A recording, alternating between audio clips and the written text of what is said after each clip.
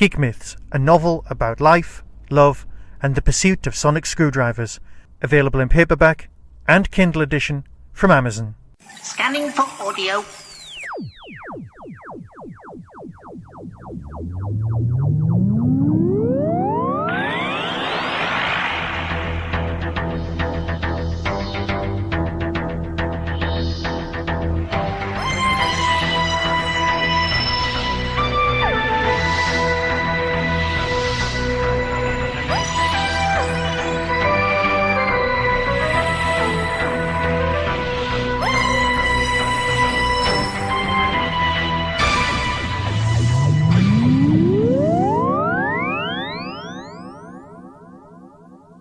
Welcome.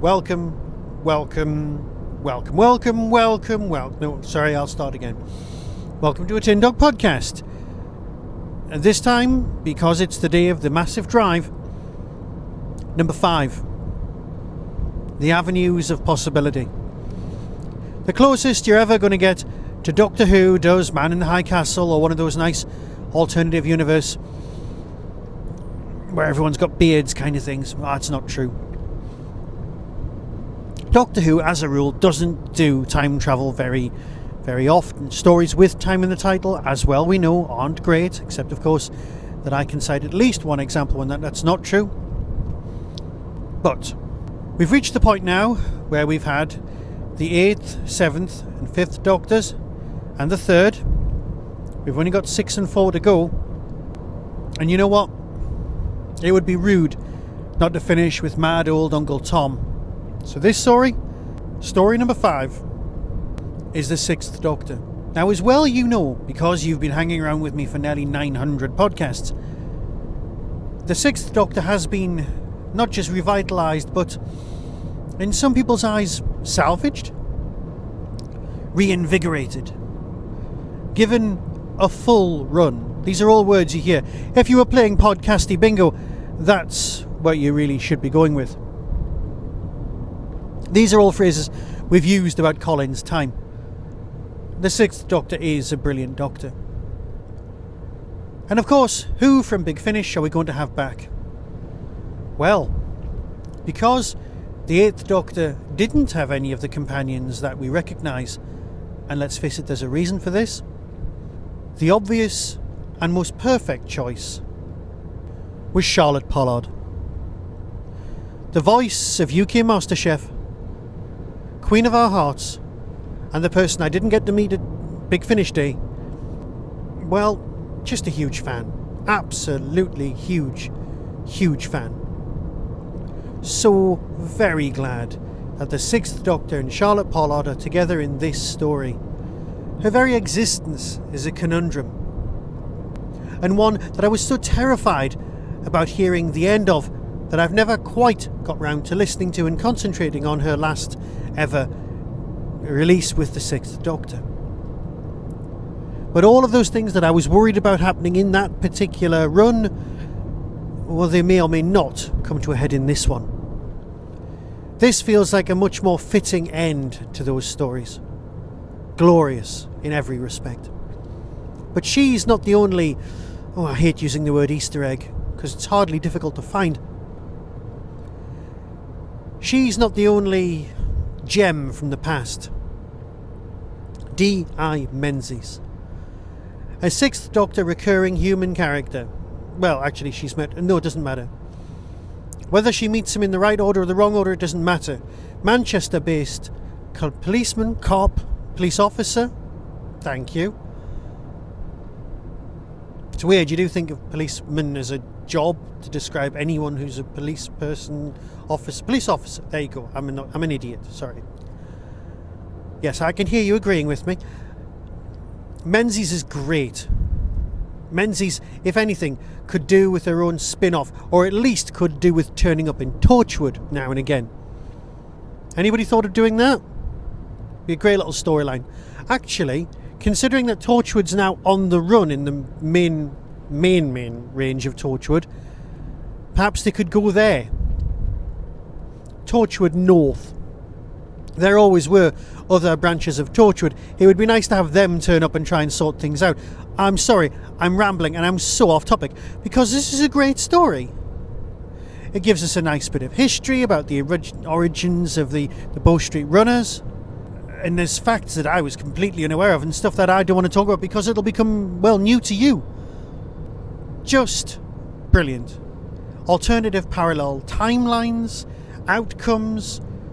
Yes, there is a reference to Goodnight Sweetheart.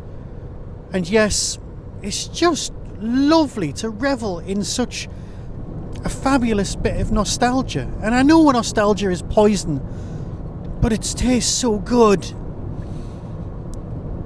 I loved this story, I really did, and I will come back and listen to it time and time again because it made so much sense. If anything, this is one of the stories that I would have liked to have been a 4-parter and had its release on its own. But that's because I miss Colin, and I miss his time with Charlie. Because this was Charlie at her best. Yes, I liked her with the 8th Doctor, but I loved her with the 6th. Did I play the synopsis? Well, either way, here it is. 5. The Avenues of Possibility by Jonathan Morris. D.I. Patricia Menzies is used to the strange, but even she is surprised when the 18th century itself falls into her patch. Fortunately, she has the founders of modern policing to help her with her inquiries, and when the 6th Doctor and Charlie arrive, they find armed and hostile forces trying to change Earth history forever. Because I don't want to give away spoilers, and we're hurtling towards release number 6, which is probably just going to be me being all fan-wavy and hand-wavy and all just excited. So until I speak to you about that, be seeing you. Coming soon from Big Finish Productions, Doctor Who, The Legacy of Time. I don't believe it. Ah, there you are. What kept you? Cocktails? Ah, this should be interesting. Doctor! Hey, Doctor! Who are these strange shouting women? Archaeologists. Brilliant. When can we have an adventure? It's already started. Whoa, Alison, good work! We've had a bit more experience since the last time you met us. We can handle ourselves these days. I can tell. You must have activated his jetpack! It'll take him time to get it under control. I need to link the holes and then pass physically through the breach you arrived through. That sounds too simple. No, it's simple enough. I'll have a couple of men help set up a... Kate, watch out! No, Joe! Get back! No, no, no, no! Wow! I've never seen a TARDIS appear like that before. Not many have. I need to get your ship on the same wavelength as mine. Do you mind? I'm Jenny. Did I say that already? Hello, Jenny. I'm the Doctor. Whoa, what? What is happening out there? Things live in the vortex. Vortisaurs. And no, they're usually much warier. I suggest you call a halt to abandoning ship. The Multihaven and Cybermen in Singapore! I'm in the eye of the storm! The time storm! Wish me luck! Good luck! You're not from 1751. You have no right to be here either. Release your prisoner and leave. You think you can threaten us? Oh, yes. You're outnumbered. And outgunned. But surely she cannot be the Doctor? Listen, the next time you need a favour, ask someone else. I have no idea who you are, and I haven't asked you to do anything. Time travel does my head in. Come on, we haven't got all day. Navigational coordinates reprogrammed. Dimensional stabilizers engaged. Temporal buffers online. We're clear for vortex access. Power levels at maximum. Force fields up. Dematerialize! Now! Dematerializing. Big Finish. We love stories.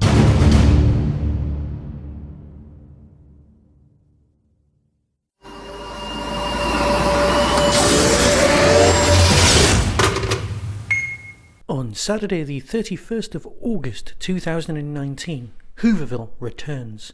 The Derby Quad brings us the best Little Doctor Who convention in the world.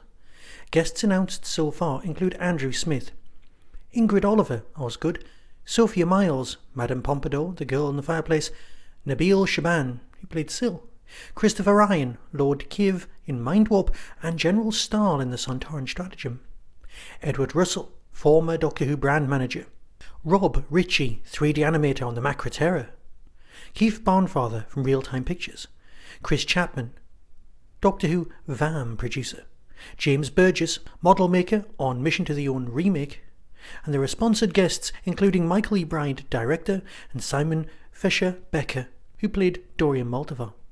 There are still guests to be announced, and some of them are pretty impressive. So get yourself over to the Derby Quad website and book yourself a ticket for Saturday the 31st of August 2019. See you there. That was the Doctor Who Tin Dog Podcast, available on iTunes, YouTube, Twitter, RSS, Vimeo, and across the internet. Doctor Who and its associated properties are all copyright and trademark of the BBC. No infringement is intended. Why not become a supporter by visiting patreon.com/tindog. Contact the show on tin-dog@hotmail.co.uk. The Tin Dog Podcast is a founder member of the Doctor Who Podcast Alliance.